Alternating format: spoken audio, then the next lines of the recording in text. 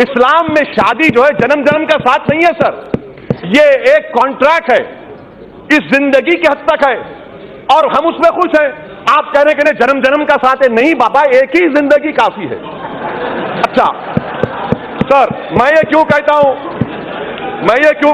अब सर जो शादी कर रहे हैं जिनके पास बीवी है उनको मालूम, इसीलिए सब हंस रहे हैं, सबको मालूम क्या तकलीफ है। बाहर आकर तो सब जिंदाबाद ये सब कहेंगे, मगर घर में सब क्या होता है मालूम। अच्छा सर, मैं कमजोर हूं सर, आप ही दो तो भगा दिए, अब आप भी कि सर सुप्रीम कोर्ट ने कहा, यह बिल भी कहता है कि अगर किसी मुसलमान गलती से अपनी बीवी को 3 बार तलाक कहता है तो तब भी शादी नहीं टूटती। ये बिल में कह रहे हैं आप, सुप्रीम कोर्ट भी कह रहा है कि शादी नहीं टूटती। यहां पर जितने ऐवान में अराकीन हैं, मैं उनको बताना चाह रहा हूं सर कि इस्लाम में 9 किस्म के तलाक हैं, जिसमें एक ट्रिपल तलाक है।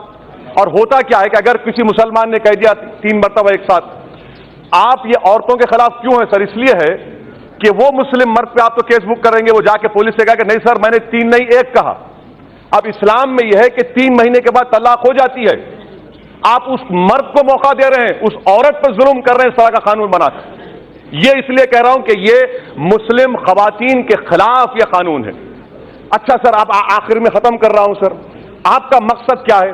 मैं हुकूमत से सिफारिश आपके जरिए बोलते हैं, आप लोग कुछ बोलते नहीं, ठीक है मैं आपको बोल रहा हूं, इस्लाम में निकाहनामा है, आप एक कंडीशन लगाइए कि कोई मुस्लिम मर्द अगर अपनी बीवी को ट्रिपल तलाक देता है तो जो मेहर का अमाउंट होता है उसका 500% देना पड़ेगा।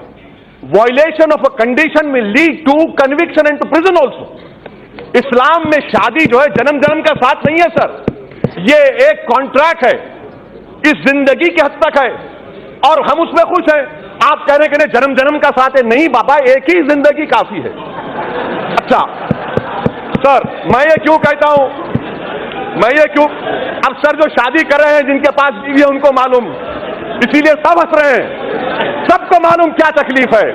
बाहर आकर तो सब जिंदाबाद ये सब कहेंगे, मगर घर में सब क्या होता है मालूम।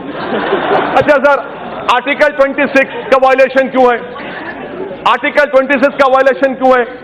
आर्टिकल 26 में रिलीजियस डिनोमिनेशन को इख्तियार है अपने राइट को प्रोटेक्ट करने का। सर, मैं हिंदुस्तान में मुसलमान होमोजीनियस नहीं है, हनफी हैं, शिया हैं, अहले हदीस हैं। अब आप मेरे को बताइए, मुख्तार नकवी साहब चले गए, उनसे पूछ लीजिए कि शियाओं में सेगा है, अहले हदीस मानते हैं, हनफी नहीं मानते। बार बार जो इस्लामिक ममालिक का एग्जाम्पल देते साहब पढ़ लिया करिए। अल्जीरिया में शाफाई है, केरला में शाफाई है, ईरान में शिया है। तो सर ये गलत तरीका है और हमको इस्लामिक ममालिक से मत मिलाइए, वरना रेडिकलिज्म बढ़ेगा। मत मिलाइए हमको इस्लामिक ममालिक से मतलब नहीं, हमको हिंदुस्तान से, भारत से मतलब है। अच्छा सर, मैं आपको बात बता रहा हूं सर, अब आप देखिए सर, ये सरकार की नीयत देखिए, साफ नीयत। मी टू जब मूवमेंट चला, ग्रुप ऑफ मिनिस्टर्स की रिपोर्ट कहां गई? आपने ग्रुप ऑफ मिनिस्टर्स को डिसबैंड कर दिया, आपने अपने एमपी के खिलाफ एक्शन नहीं लिया। ये आपकी महिलाओं से मोहब्बत, मुबारक हो आपको। अच्छा सर, 23 लाख हमारे भारत में हिंदू महिला हैं जो शादीशुदा है मगर अपने हस्बैंड के साथ नहीं है। कहां गई आपकी मोहब्बत भाई? सर खत्म कर रहा हूं सर, मैं कमजोर हूं सर, आप ही दो तो भगा दिए, अब आप भी। आखिर में अगर वाकई में मोदी सरकार, मैं खत्म कर रहा हूं सर, लास्ट सेंटेंस, अगर वाकई में करना चाह रहे हैं, आप जलीकट्टू पे ऑर्डिनेंस लाए कि आर्टिकल 26 का मुझे प्रोटेक्शन नहीं मिलेगा, 29 का नहीं मिलेगा, और आप वाकई में महिलाओं की मदद करना चाहते हैं, तो मैं आपके जरिए से सरकार से कहना चाह रहा हूं कि हिंदुस्तान के वजीर आजम, हिंदुस्तान के वजीर दाखिला, हिंदुस्तान के वजीर कानून, बीजेपी के जितने महिला एमपी हैं उनको स्पेशल एयरक्राफ्ट में साबरीमाला लेकर जाइए, प्लीज लेकर जाइए सर। और मैं खत्म करने से पहले कह रहा हूं, यह कानून मुसलमानों को उनकी तहजीब, उनके तमद्दुन, उनके मजहब से दूर करने के लिए लाया गया है। सर, हम जब तक भारत में रहेंगे, सुबह क़यामत तक रहेंगे, अपने दीन पर रहेंगे, कुरान और सुन्नत पर रहेंगे।